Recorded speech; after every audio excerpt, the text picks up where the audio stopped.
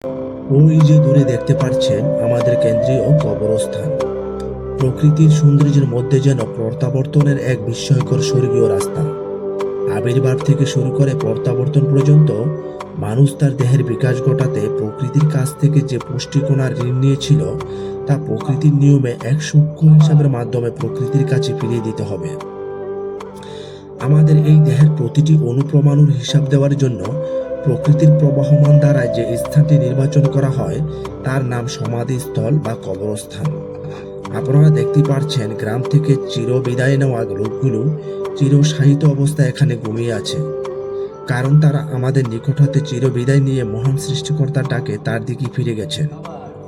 প্রকৃতির প্রবাহমান দ্বারায় আমাদের চোখের দেখা অনেক প্রবীণ মুরব্বী, পিতা মাতা, ভাই বোন, আত্মীয় স্বজন চিরসত্য এই কাঙ্ক্ষিত স্থানের বাসিন্দা হয়ে গেছেন। আপনারা দেখতে পাচ্ছেন দক্ষিণ এবং উত্তর কোণে কবরস্থানে আসার জন্য মনোমুগ্ধকর দুটি প্রবেশদ্বার রয়েছে। যারা এখানে চিরনিদ্রায় ঘুমিয়ে আছে তারা কিন্তু এই রাস্তা ধরেই আসছিলেন, কিন্তু প্রকৃতির প্রবাহমান দ্বারায় তারা আটকে আছেন। আর কোনোদিন এই রাস্তা ধরে বাড়ি ফেরা হবে না। দোয়া করি মহান সৃষ্টিকর্তার নিকট আমাদের গ্রাম থেকে এবং সমস্ত দুনিয়া থেকে যারা পরলোকে যাত্রা করেছেন, সৃষ্টিকর্তা যেন তাদের রহমতের চাদরে আগলে রাখেন। তাই বলি, আমি, আপনি, আমরা যারাই প্রাণশক্তি নিয়ে বেঁচে আছি, তারা যেন সৃষ্টিকর্তার নির্বাচিত খলিফার দায়িত্ব পালন করতে পারে।